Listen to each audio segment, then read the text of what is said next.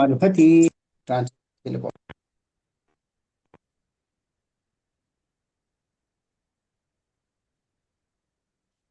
able to destroy that perishable soul. I'm going to the purport.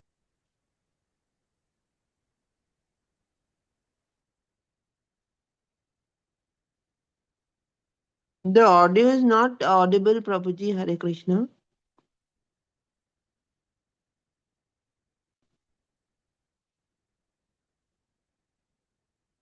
Was it only for me or for everybody also, Prabhu?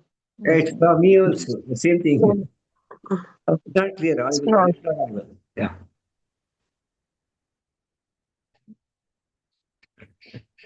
Yeah, But I am getting I the think audio. Hare Krishna. I cannot hear. Yeah, it's not there. It's not there. I mean, it's not clear. the 1 second. I don't know what is going on. Prabhu, continue. It's No, okay now now. it is fine. We are able to hear you now. But, Hare Krishna, now is it clear? yes, Prabhu. Yes, Prabhu. Yes. Yes, Oh, Prabhuji. cool. Okay. So actually, in the prior to this,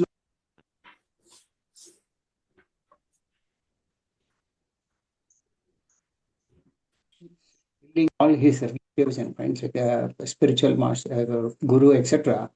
But then Krishna is trying to explain to Arjuna that he did not lack for killing his. Prabhuji, can you come a little closer? Sometimes the audio is lost.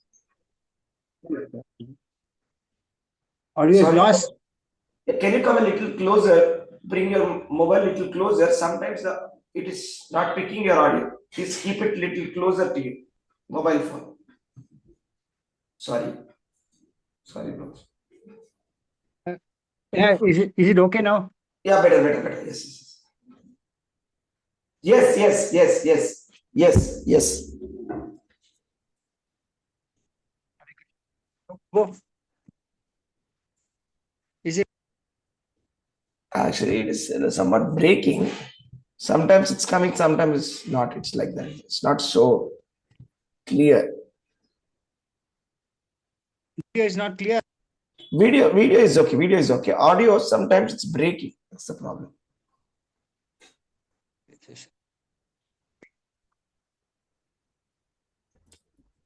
I don't know whether it is too many instruments or not. Yeah, sorry about this, Prabhu.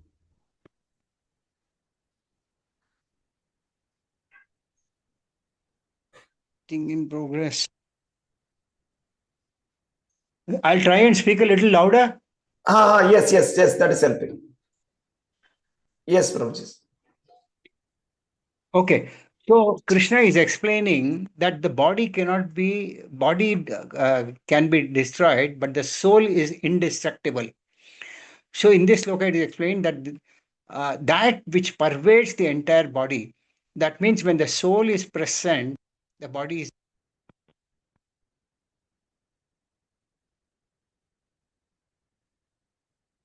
destroyed. It cannot be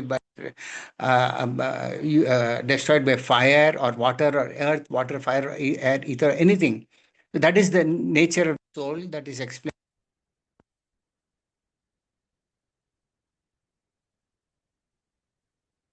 Material body, which we normally call in Ayurveda as made of bile, mucus, and air. Also, they call it as kapha, pitta, and vayu. And one is the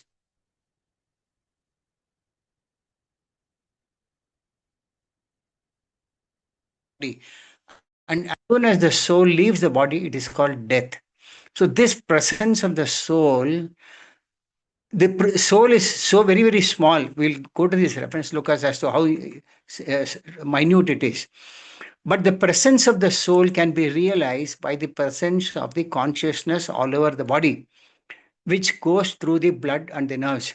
So when anyone can understand that when there is consciousness, that means there is something that is there which gives that consciousness. Normally, the doctors and all, they say that the consciousness is there as long as the heart is working. That is from their perspective. From the Vedic perspective, it is very clear. Krishna explained that there is an individual soul which is responsible for due to which consciousness is pervading all through the body. Example is given that we see sunshine. So when we see sunshine, we see that we feel, yes, sun is present. Similarly, when there is consciousness in the body, that means the soul is present. And when the soul leaves the body, the consciousness also goes away. So this spreading of the consciousness within the body is limited to one's own body. The soul is present within our body, so the consciousness is also limited to one's own body. So the pain and pleasure of one's body are unknown to the other. So whatever pain I have in my body will not be known to anyone else, because the soul is present in my body and that consciousness is limited to my body. Similarly, everyone's pain or pleasures are felt only in their respective body, but not to the others. Now, the soul does not have any birth, does not have any death, nor can it be destroyed. And it's a very, very minute part and parcel of the Supreme Soul. Also, another quality is that being a part and parcel of the Supreme Soul, it has the same qualities as the Super Soul. Now, the Super Soul that is called Paramatma, who is also present in this each and every body as Paramatma. The Lord has three features: Brahman, Paramatma, and Bhagavan. So the Lord as Paramatma is all pervading. He is present in every being, and he is situated next to the soul. Now the Lord is Sachidananda. That means the Lord is eternal, blissful, and full of knowledge. Similarly, the soul is eternal. It is also full of bliss and knowledge, but it is covered due to the anarthas in us, like lust, anger, greed, etc. And the moment one becomes free from all these anarthas, one can see the soul and also the super soul. So the soul is compared to a driver and the body is compared to a car. Now the car has no meaning unless and until there's a driver who drives the car. Similarly, it is the soul that's present which drives this body. And the moment the soul leaves the body is dead. It has no purpose. So the individual soul is limited and subjected to forgetfulness. But the super soul knows all the activities of all the living beings of them. He knows all the past, the present, and also knows the future. And that is why he's called supreme consciousness.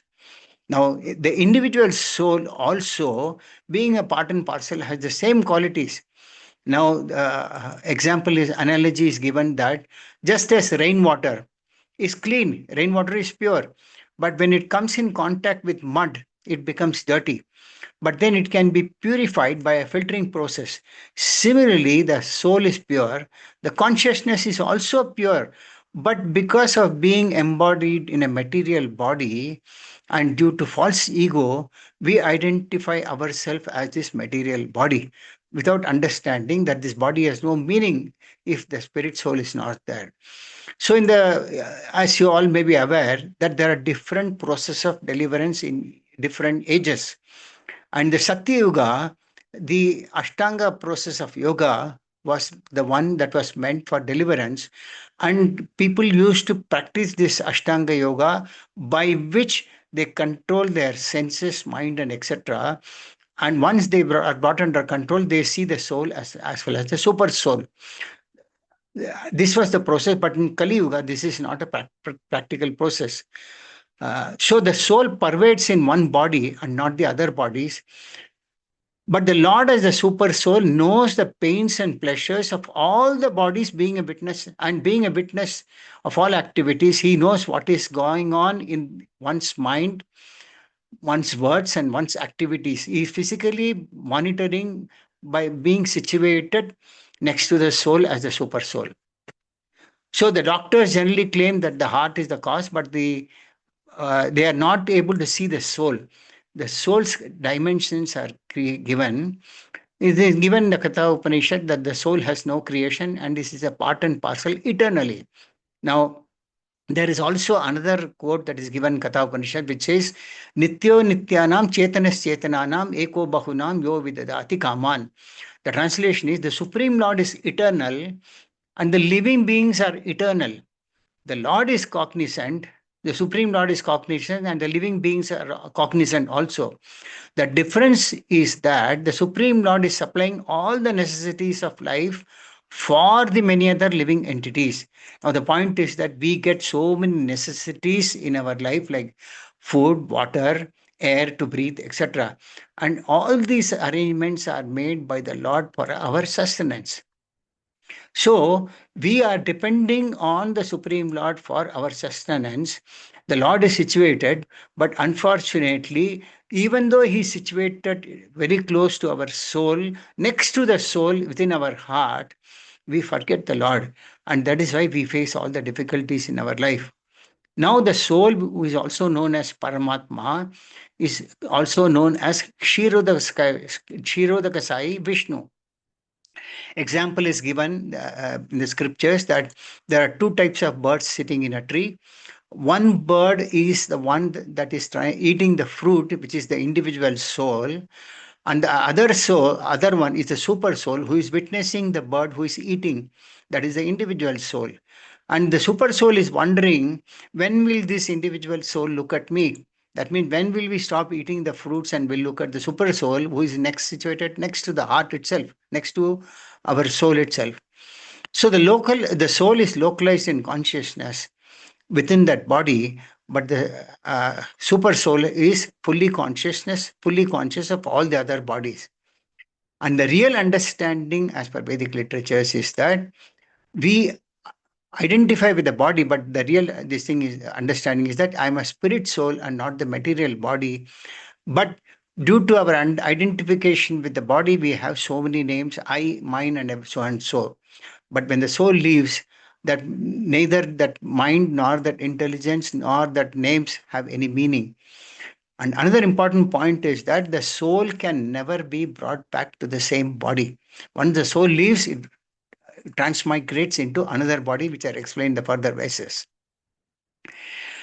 The another most important point that has to be understood is that, being a part and parcel of the Supreme Soul, it is the duty of the soul to render service to the Supreme Soul, and that process is what is called devotional service. For example, the hand is a part of the full body, the leg is a part of the full body. The hand cannot say that I will put food in the hand. Similarly, the leg cannot say that I will walk for myself. They are all part and parcel of the Supreme.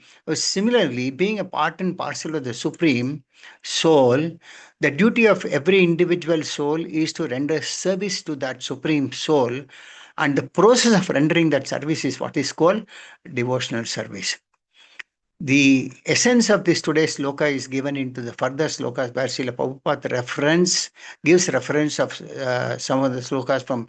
Now, once reference is given in the Svetashvara Upanishad 5.9, I will not go into the sloka, I'll read the translation. When the upper point of a hair is divided into 100 parts, and again each of such parts is further divided into 100 parts, each such part is the measurement of the dimension of the spirit soul. So, which comes to 1/10,000th part of a tip of a hair. We can imagine our tip of a hair, not the whole hair. If a tip of a hair is divided into 10,000 parts, each one part, that is the size of a dimension of a spirit soul. This is given in the scriptures. There is another quote in Chaitanya Charitamrita which says, I'll read the translation, Chaitanya Charitamrita Madhya Leela 19:140, which says, there are innumerable particles of spiritual atoms which are measured as 1/10,000th part of the upper portion of a hair. Similar quote, that if we take the top tip of a hair and divide it into 10,000 parts, that is the size of the soul. And there are n number of particles like this, which are spiritual atoms. And therefore, it says, therefore, the individual particle of the spirit soul is a spiritual atom smaller than the material atoms. And such atoms are innumerable. That means there are so many material atoms which we cannot see. But the spiritual atoms are even much more smaller, and the innumerable number of them. And further, it says this very small spiritual spark is the basic principle of the material body. And the influence of such a spiritual spark is spread all over the body as the influence of the active principle of some medicine spreads throughout the body. Now, what happens is that when we take a medicine, we put it into our mouth, but the effect of the medicine goes through all over the body. Similarly, this small spiritual spark, which is called the soul, is the basic principle of sustenance of this material body.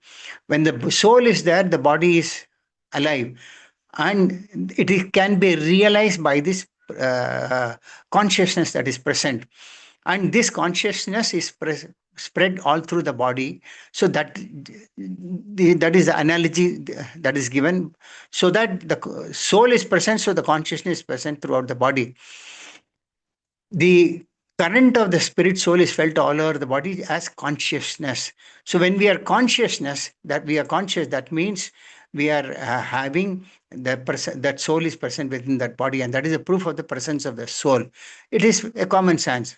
So Srila Prabhupada mentions any layman can understand that the material body minus consciousness is a dead body, and this consciousness cannot be revived in the body by any means of material administration. That means there is no material science that can bring a soul which has left the body back into the same body. Similarly, there's a quote in the Mandaka Upanishad which says the soul is atomic in size and can be perceived by perfect intelligence. This atomic soul is floating in the 5 kinds of air called prana, apana, vyana, samana, and udana, is situated within the heart and spreads its influence all over the body of the embodied living entities. That means the soul is being balanced by these 3 types of air called prana, apana, vyana, samana, and udana, which are there within the heart. And this influence of this is spread all over the body in all the embodied living beings. Now, when the soul is purified from the contaminations of the 5 kinds of material air, its spiritual influence is exhibited. That means the air that is there, these 5 types of air are contaminated due to the presence of lust, anger, greed, envy, and illusion. When it becomes purified of these 5 anarthas, then that one can realize the spiritual influence of the soul within the body. And so, in the yesteryears, the Satya Yuga, the Hatha Yoga system, which was there for yoga, which normally people treat these days as a process of bodily exercise, the Hatha Yoga system was meant for controlling the 5 kinds of air, encircling the pure soul by different kinds of sitting postures, not for any material profit, but for the liberation of minute soul from the entanglement of the material atmosphere. That means what I mentioned in the beginning of the class as in Satya Yuga, it was called Hatha Yoga. And by controlling the various bodily sitting postures, the purpose was to control the 5 kinds of air which circles the pure soul.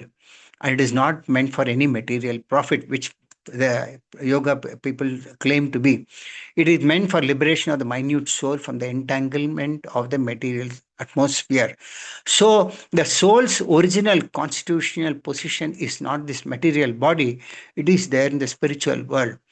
So that is how it is. The description is given in all the Vedic literatures that the soul is the cause of the material body, is the cause of the life of the material body. Another important point is that many times many people call this atomic soul as the all-pervading Vishnu Tattva. It can never be compared to a Vishnu Tattva. There are 2 types of uh, part and parcels of the soul. One is the integrated part and parcel, which are called Vishnu Tattva. That means the Lord expands in many forms, in various forms of incarnation. They are all integrated part and parcel of the Supreme Lord. And we are called separated parts and parcel of the Supreme Lord. And eternally we are separated from the Lord. Now, the only way that we can unite with the Lord is connecting the soul with the super soul through the process of devotional service. Now, another point is that, which I mentioned, yeah, the individual soul is automatically there in the heart along with the super soul, and thus all the energies of the bodily movement are emanating from this part of the body. The corpuscle, the doctors claim that the corpuscles which carry the oxygen from the lungs gather energy. But they say that the energy comes from the heart. But as per Vedic scriptures, we must have some faith in the Vedic scriptures. With proper analysis, we can understand that from the soul, the energy is carried forward to all the parts of the body through the veins and the nerves. And so that is how, when the soul passes away from the heart, then everything comes to a standstill. The activity of the blood ceases and so forth. And that's how we call it as death. But medical science cannot understand this reality. But however, they admit that the heart is the seat of all energies of the body, but they don't understand that there is what is something called spirit soul. So these particles, spirit particles, are compared to a sunshine. There are innumerable molecules in the sunshine, but one can understand by common sense that all these particles are emanating from the sun. Similarly, the fragmental parts of the Supreme Lord are atomic sparks of the Lord, and they are called by the name of Prabha or superior energy. That means the soul is called a superior energy and the material body is called inferior energy, because the inferior energy, the body cannot function without the soul, which is the superior energy. So the point is that whether one accepts the Vedic knowledge or modern science, one cannot deny the existence of the spirit soul in the body. That is what is described in Bhagavad Gita. Before I conclude the class, I want to narrate a small pastime in 2 minutes or 3 minutes to give a understanding of this soul. During Sri Chaitanya Mahaprabhu's time, Mahaprabhu used to always perform Sankirtan in the house of Srivas Pandita. And Srivas Pandita was incarnation of Narad Muni, was the host for this Sankirtan pastimes in his house. So one day when the Sankirtan was going on, Srivas Pandita's son left the body. So the ladies in the house were all lamenting for the boy who has left his body. And and that is the time when Kirtan was going on, and Mahaprabhu understood that there was something going wrong. So he asked Srivas Pandita what is going wrong. So Srivas Pandita said that his son has left the body, and he didn't want the Sankirtan to be disturbed by the effect of his son leaving the body. That means Srivas Pandita was such a transcendental state. He understood that even though his son left the body, he was not lamenting for that. But as usual, the ladies were all lamenting and crying, because of which the disturbance was felt by Mahaprabhu. So Mahaprabhu immediately, what he did was, he came near the boy. He is the Lord himself. Chaitanya Mahaprabhu is Krishna himself. By his power, he asked the soul to come back to the same body, and he asked that soul, why did you leave this house and why did you leave this body? So the soul replied that my time for this duration of my time, or my time for living in this particular body, is over. So I have left this body. And if you're talking about Srivas Pandita as my father and as my mother, there are many fathers and many mothers that I have had, and I don't know how many fathers and how many mothers I will have. So my relationship in terms of father is and mother is purely on the platform of material body, and the real relationship is with the Supreme Lord in the form of a soul and the super soul.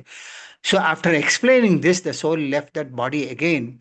So Mahaprabhu could do that because he was Krishna. He is none other than Krishna. But no material scientist or no material doctor can do the art of bringing a soul back to a dead body. So this particular pastime was performed by Sri Mahaprabhu to show that self-realization, that we are not this material body, but we are the spirit soul. And Srivas Pandita actually understood this, and he was not having any lamentation. But Mahaprabhu did this to console all the ladies there, including Srivas Pandita's wife. So this is a small pastime just to narrate that. We also lament. Of course, it is not very easy because we have been associated with all our relatives throughout the life. So it is not very easy, but at the same time, it is for us to understand that the soul is the real thing which cannot be destroyed. And we identify ourselves as the material body, and that material body has no meaning if the soul is not present. And that soul is indestructible by nature. So, with this, I conclude the class for the day. I'm very sorry for whatever mishaps happened. If anybody has got any questions or comments, you can ask me for the next 2 minutes.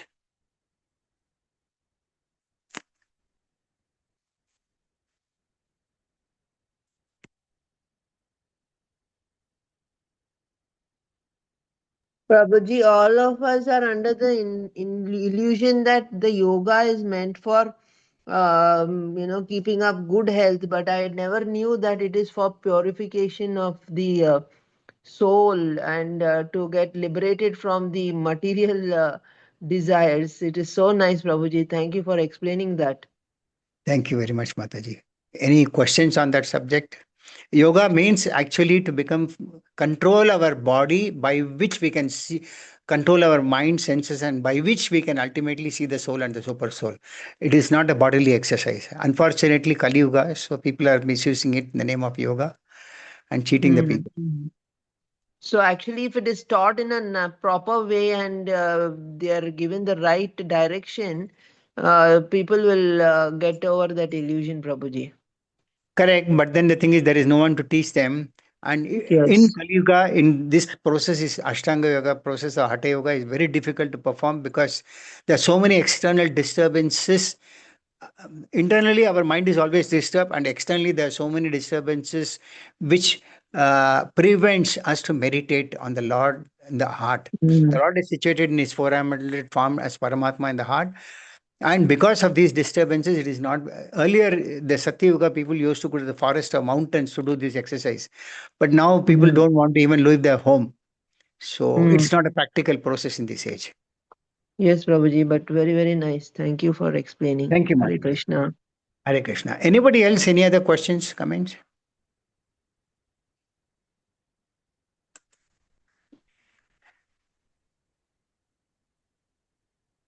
Okay. Sri Hari Prabhu, if there is no other questions or doubts, can I take the class as closed? Yes, Prabhuji. Hare Krishna. Thank you, and my apologies again, Prabhu. I don't know why No everything. problem, Prabhuji. These technical things No, happen. that's It's it. not in our hands. No problem. Thank you. And I'm not a technical person also, and No, it's unfortunately okay. things have gone wrong desktop as well as mobile. Sorry, Prabhu. No problem, Prabhuji. No problem. Please don't feel bad because Okay, it's not in our thanks, hands. Prabhu. This internet, all of these problems are there. No problem. Hare Krishna, Thanks, Prabhu. Prabhu. Thank you. Dhanapana. Thank you, Dandavat Pranam. Excellent. Thank you. Hare Krishna, Prabhuji.